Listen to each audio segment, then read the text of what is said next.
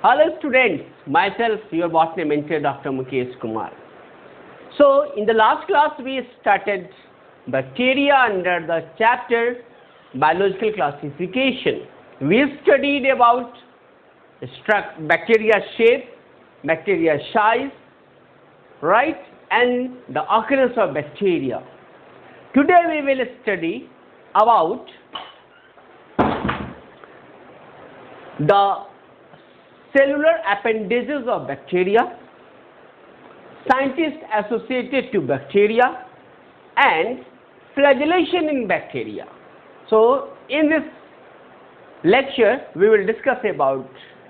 Now first of all, as I told you, this is your biological classification. Yes, biological classification chapter of your first unit, DOLO, diversity of living organism, and in last class we studied about bacteria, size, shape, occurrence, right? Now today we will discuss about, as I told you, scientists associated to bacteria, then bacteria is a prokaryotic cell, so it shows cellular appendages. So what are the cellular appendages? We will go in detail. Later on we will study flagellation in bacteria.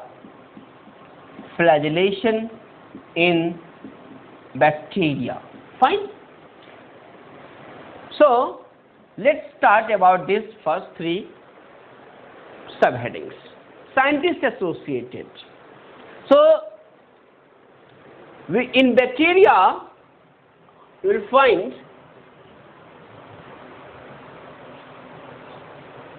there are important scientists. All are important, but I think 4 to 5 scientists are very important, which is being asked in your NEET examinations or any other medical examinations. So first is your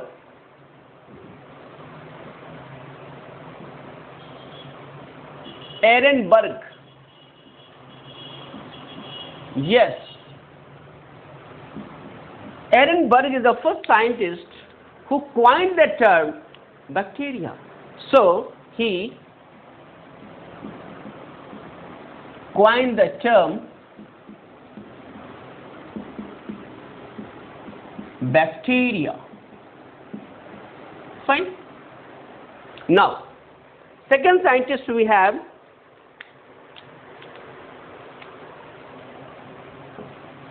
Antony von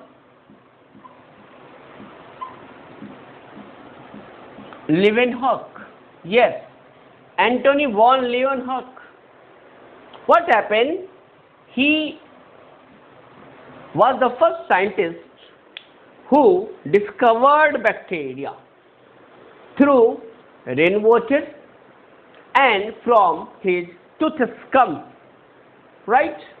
तो इस तरीके से discovery जो हुई है, so Antonie van Leeuwenhoek discovered bacteria.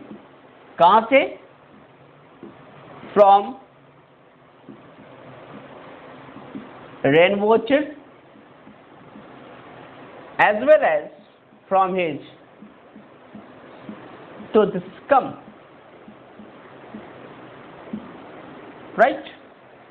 और जब इनको दिखा फर्स्ट टाइम, ऐसा बैक्टीरिया देखा जो मोटिलिटी के साथ इन्होंने फील करा कि मॉलिक्यूलर स्ट्रक्चर है जो मोटाइल है.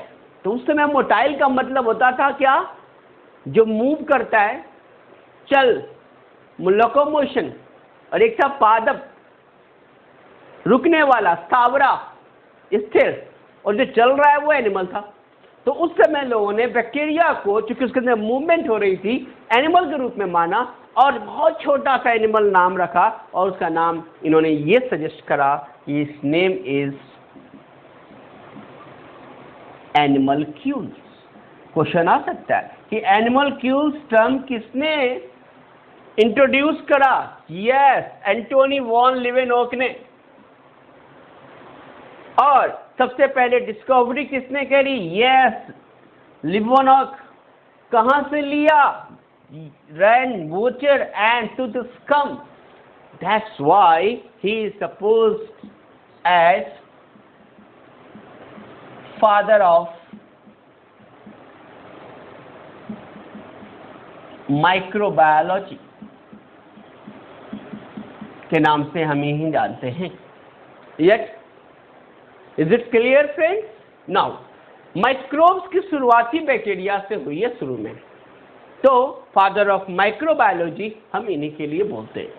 तो ये तो दो साइंटिस्ट हो गए, एक तो एरनबर्ग जिन्होंने बैक्टीरिया का टर्म क्वाइन करा, दूसरा मैंने बताया A V Leeuwenhoek, Antonie van Leeuwenhoek, right. आइए थर्ड साइंटिस्ट की बात करें। जो थर्ड वन है, दिस इज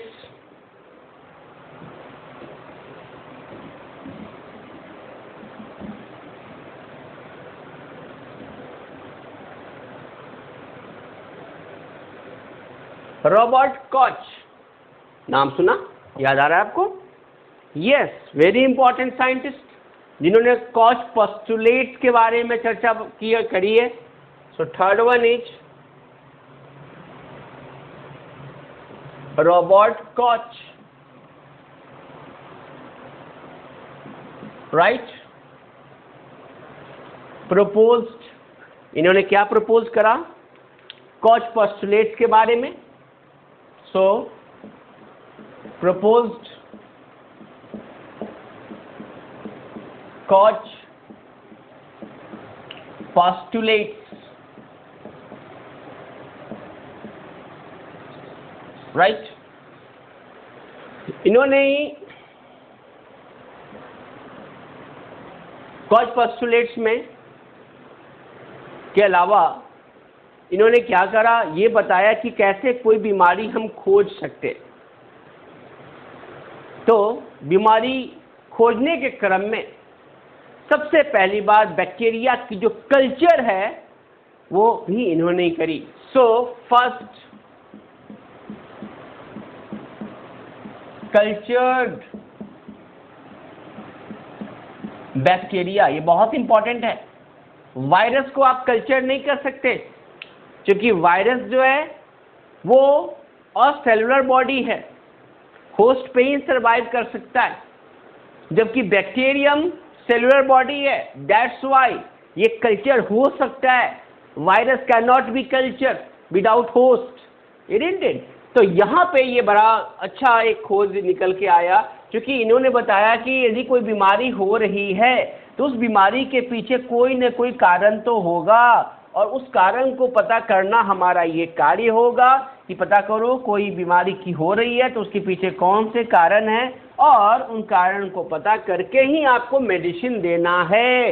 यही पर्पस था किसका? कॉच पोस्टुलेट्स का। ये जो कॉच पोस्टुलेट्स है वो यही बताया गया। आजकल आप फील करते होगे, आप जब जाते हो मेडिसिन लेने किसी डॉक्टर से दिखलाने जाते हो, कुछ डॉक्टर पहले से ही पूरी प्रिस्क्रिप्शन में 10-12 दवा लिख देते हैं, हाँ, और बीमारी का पता भी नहीं चलता उनको। आप जाते हो फिर 10 दिन के बाद, सर हमें तो कुछ ठीक ही नहीं हुआ। अच्छा लोगों दवा सब चेंज करता हूँ। उसी समय आप समझ लो ये फर्जी डॉक्टर है, इसने पहले ही पता नहीं करा ठीक से कि बीमारी क्या थी। तो यदि सही डॉक्टर वही है जो पहले तो डायग्नोस करे, कि पता तो करे बीमारी किस चीज़ की है। यदि वो सिम्टम से पकड़ पा रहा है इट्स ओके, अदरवाइज सिम्टम उसको पता होना चाहिए। ये शुरुआती दौर में गाइडलाइन जो है किसने दिया? रॉबर्ट कॉच ने दिया। और उसका पीछे कारण क्या था? ये बहुत बड़े इंडस्ट्रियलिस्ट हो जाते हैं। माइक्रोबायोलॉजी में जो इंडस्ट्रियल माइक्रोबायोलॉजी है उसमें बहुत ज़्यादा काम इन्होंने किया था। But you will surprise to know कि इन्होंने तुरंत स्विच ऑफ किया वहाँ पे, और इनकी 3 यंग डॉटर्स का डेथ हुआ 1 by 1। And he was a great scientist at that time also. In spite of that, he was unable to find out the main causal organism जिसके कारण उनके बच्चों का देहांत हुआ। तो बहुत दिन तक तो ये संट में थे, बाद में इनको इंट्यूशन आया, यार मैं ही वर्ल्ड लेवल का साइंटिस्ट नहीं पता कर पाया, तो एक सामान्य आदमी का क्या होगा, मुझे खोजना चाहिए इसके लिए। और ये कॉज पोस्टुलेट्स इन्होंने देके वर्ल्ड को समझाया कि भाई कोई भी बीमारी के पीछे कोई ना कोई कारण है, वो कारण पता करो, देन मेडिकेशन शुरू करो। तो एक कॉज पोस्टुलेट्स में भी क्या था, बड़ा सिंपल चीज है, मैं समझाता हूँ।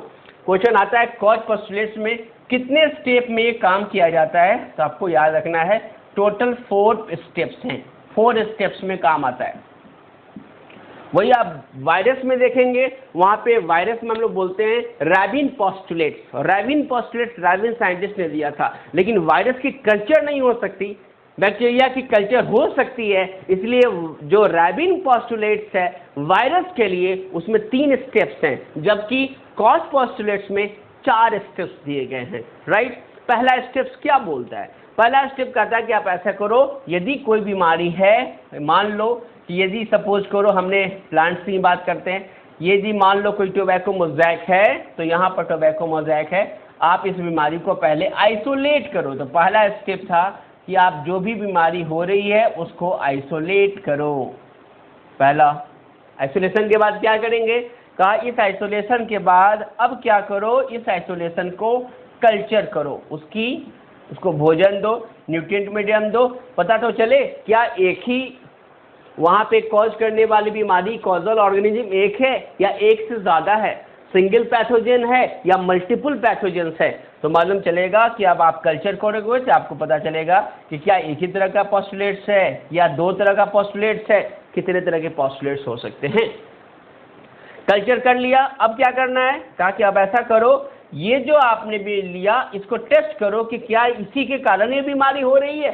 तो अब क्या करना पड़ेगा, इसको इनोकुलेट करो, राइट ना, इस प्रोसेस को इंट्रोड्यूस करो, किस पे, नॉर्मल बॉडी पे आप इसको इंट्रोड्यूस करो, नॉर्मल बॉडी पे आप फिर से इंट्रोड्यूस करो। इसका मतलब क्या हुआ, फिर से आप ऐसा करो, एक हेल्दी लीफ ले लो और इस हेल्दी लीफ को यहाँ से उठा के इसको डालो आप। अब चेक करो कि यहाँ पर क्या हो रहा है, आपको मालूम चलेगा कि यहाँ पर मान लो एक ही तरह के थे, यहाँ पर सपोज करो ये एक ही तरह के बैक्टीरिया थे, इस तरह का रॉड शेप स्ट्रक्चर था, तो यहाँ पे मालूम चलेगा यहाँ पे पैचेज आया, तो ये मालूम चलेगा कि ये जो पैचेज था इसी तरह का ये पैचेज आया। इसका मतलब आपने पता कर लिया, क्या पता कर लिया, 4th स्टेप में आपने कन्फर्मेशन किया।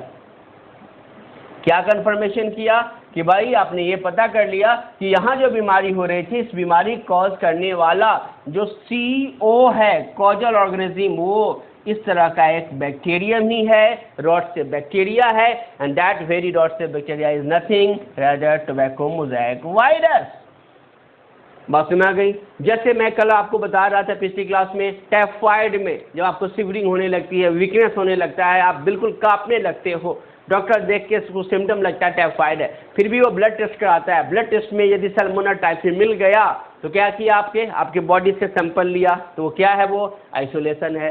सैंपल की क्या करी, कल्चर किया उसने, कल्चर पर उसको क्या मिलेगा, सैल्मोनेला जो है हमारा ये ग्राम नेगेटिव बैक्टीरिया है, वो बहुत सारे मिले। अब ग्राम नेगेटिव बैक्टीरिया भी ऐसा ही होता है, बैसिलस ग्रुप होता है वो।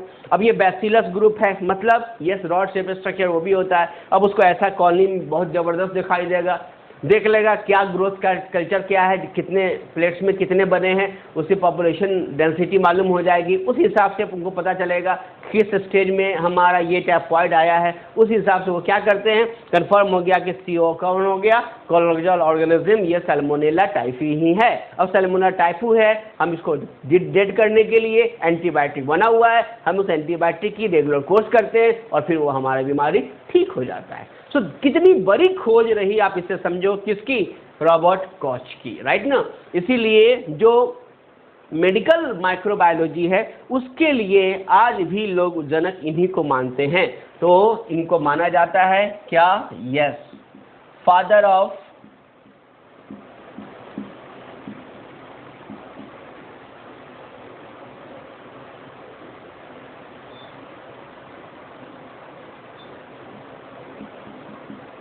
मेडिकल माइक्रोबायोलॉजी, राइट, या आप बोल सकते हो पैथोलॉजिकल फादर भी इन्हीं को बोला जाता है, रॉबर्ट कॉच। Cause postulates. कितने पोस्टुलेट्स? 4 पोस्टुलेट्स। कौन कौन पोस्टुलेट्स वो आपने देखा। कैसे ये वायरस से अलग है? वायरस में 3 ही स्टेप होगा। क्यों? क्योंकि virus can not be culture, virus में कल्चर नहीं होगी, बाकी 3 स्टेप जो है वो स्टेप करेंगे वहाँ पे हम, राइट। चलो, तो फर्स्ट साइंटिस्ट का नाम बताया मैंने एरेनबर्ग, जिसने टर्म दिया बैक्टीरिया का। दूसरा टर्म मैंने बताया आपको एंटोनी वॉन लीवेनहोक का, जिन्होंने फर्स्ट टाइम डिस्कवर करा, नाम रखा एनिमलक्यूल फॉर बैक्टीरिया। कहाँ से लिया? रेन वाटर से लिया, टूथ स्कम से लिया।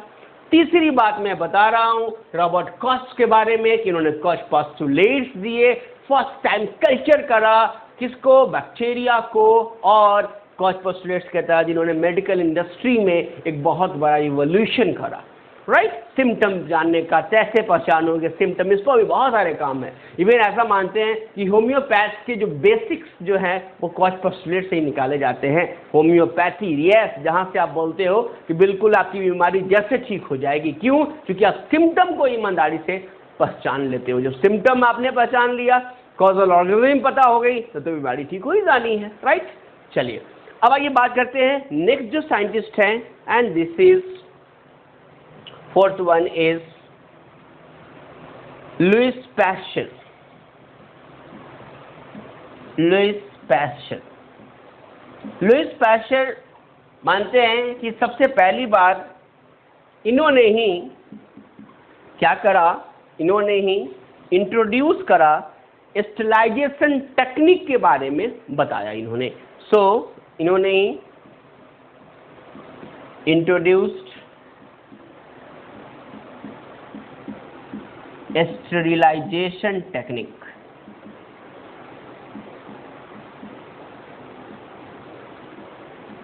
Right, technique. और इन्होंने ही सबसे पहले मानते हैं कि बैक्टीरिया को मारा, स्टरलाइज करके, स्टरलाइजेशन जब हो गया तो बैक्टीरिया मरा, तो मरने के कारण डेड हो गया बैक्टीरिया स्टरलाइज करने के कारण, इसलिए इनको हंटर भी कहा जाता है, हंटर ऑफ माइक्रोब्स भी माना जाता है, हंटर ऑफ माइक्रोब्स। यही नहीं, इन्होंने ही इंट्रोड्यूस करा था प्रोसेस जिसका नाम अपने ही नाम पे रखा, क्या? पैस्चुराइजेशन। अब ये नाम तो आपने सुना होगा, बहुत कॉमन नाम है पैस्चुराइजेशन। आप सुबह सुबह दूध जब पीते हो तो आप याद करो, उस पे लिखा होता है क्या? उस दूध पे लिखा होता है पैस्चुराइज्ड मिल्क, इसी वर्ड से बना है, पैस्चुराइजेशन से ही बना है। उस पे लिखा होता है, क्या लिखा होता है? लिखा होता है पैस्चुराइज्ड मिल्क। अब आपके लिए एक नई चीज़ आ गई कि जाने की आखिर ये पैस्चुराइज्ड मिल्क क्या है। What is this pasteurised milk? मतलब पैस्चुराइजेशन हुआ है वहाँ पे। ये पैस्चुराइजेशन क्या है? What is this pasteurisation? तो आइए समझते हैं पैस्चुराइजेशन में क्या करते हैं। हम लोग हाई टेम्परेचर बहुत कम समय के लिए देते हैं। तो ये क्या बोला मैंने? हाई टेम्परेचर कम समय के लिए आप जब देते हो, दिस इज कॉल्ड पैस्चुराइजेशन। बच्चों को हम ये समझा के याद करा देते हैं, याद करना HTST। आपको भी याद हो गया? क्या बोला? HTST। ये हुआ HTST। Yes, this is the high temperature for short time period. High temperature for short time period, अधिक टेम्परेचर आपने दिया और कम समय के लिए दिया। अब कभी कभी ये दिमाग में बात आएगी कि सर ये भी बता दो ना, कितना टेम्परेचर और कितने समय के लिए। तो यहाँ पे ये वेरिएशन है, हाँ, ये वेरिएशन होती है। फिर भी एक जो अप्रोक्स डाटा अपने पास है वो याद रखना, 7220 या 6330। बस मैं क्या बोला मैंने? 2 डाटा बड़ा यूनिफॉर्म लिया, थोड़ा वेरिएशन आता है इसमें, इसके लिए चिंता नहीं करना।